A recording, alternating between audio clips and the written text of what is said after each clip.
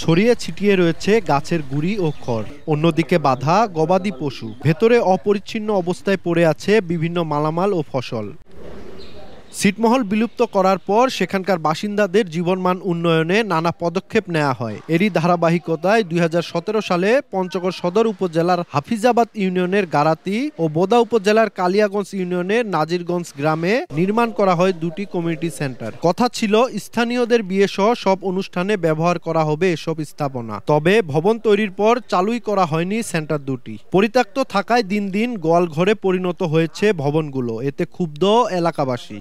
সরকার যে এত টাকা ব্যয়বহুল এখানে করলো, এটা কোনো কাজে লাগতেছে না। আসবাবপত্র না থাকার কারণে এখানে কোনো বিয়ের অনুষ্ঠান হচ্ছে না। ডেকোরেটরের জন্য আমরা কোনো অনুষ্ঠান করলে বাইরে যাইতে হয়, সেজন্য আমরা কিছু কিছু ব্যবহার করি আর কি। পরে আছে বিলে ব্যবহার করতেছি। দূরদর্শিতার অভাব ছিল এবং সেখানে জনবলও নাই। সেখানে অহেতুকভাবে অপচয় করে কোটি কোটি টাকা খরচ করে এই ইউনিয়ন পরিষদে কমিউনিটি সেন্টারগুলো যে করছে।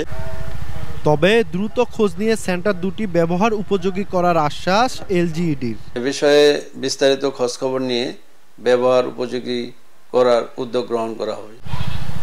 এলজিইডির তথ্য মতে কমিউনিটি সেন্টার দুটি নির্মাণে ব্যয় হয় প্রায় ১ কোটি টাকা।